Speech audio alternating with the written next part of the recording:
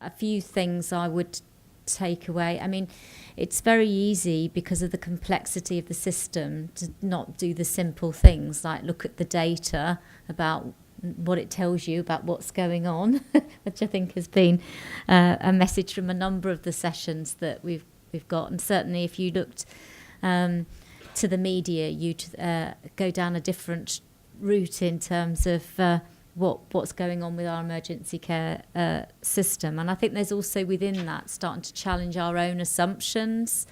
So what it takes to overcome some of the issues that we're all facing.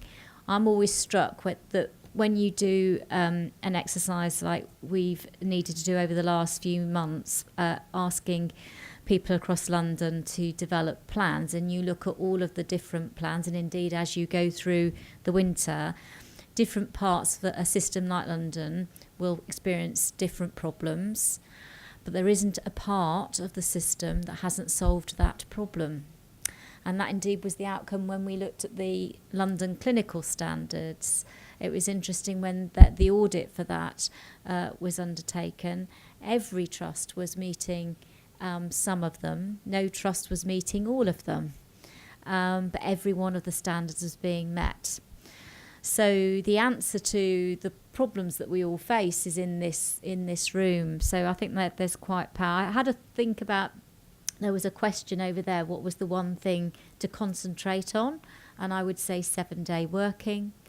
I'm not sure because I was out of the room whether Simon showed this slide, but when we looked at the summary of the plans across London, it was very interesting. On average, there was only, out of 22 trusts that submitted plans, only about, on average, depending on what you looked at in terms of staffing or diagnostics, on average about 50% were planning 7-day working for this winter. And given all the messages that we've had about flow and pumping and going with the beat, I can't see how we will get through the winter if we have a system that, to use your words, goes into heart failure every weekend. So that's the one area I would focus on. Obviously, the clinical standards that have been developed for emergency care do allow